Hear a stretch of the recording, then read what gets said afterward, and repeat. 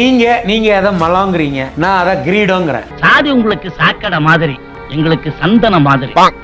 சாதி விட்டு சாதி சம்பந்தம் பண்றது உங்களுக்கு சகஜம். ஆனா நடந்த பாதை மாதிரி கூட எங்களால நடக்க முடியாது மாப்பிள. ஏன்னா எங்க பரம்பரை அப்படி. ஐயோ, நம்முடைய பார்வைக்கு மலமா தெரியுது, பன்னிக்கு அது உணவா தெரியுது. அந்த மரபினர்கள் தான் நாங்கங்கிறதுல கருத்து இல்ல.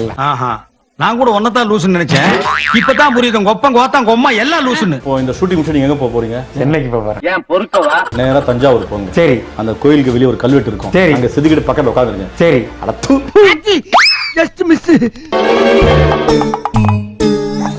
பாஸ் என்ன பாஸ் 3 மணி நேரமா என்ன பண்ணிட்டு இருந்தீங்க?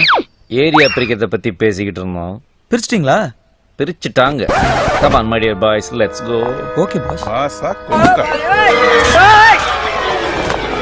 சரி நான் வரேன். ஒரு நிமிஷம் இத மட்டும் பாத்துட்டு போ. அப்பதான் என் மனசு குளுகுளுன்னு இருக்கா. எங்க ஜாதி நாங்க எப்பவுமே பெருமையா தான் சொல்லுவோம். சாவுக்கே அஞ்சாதான் தான் சத்திரிய. நாங்க அப்படிதான் சொல்லுவோம். எப்படி சாவுக்கே அஞ்ச மாட்டான். திருப்பூர்ல இருந்து நான் வந்து ஹெலிகாப்டர் தேடி வரத்துக்கு வந்துட்டோம்.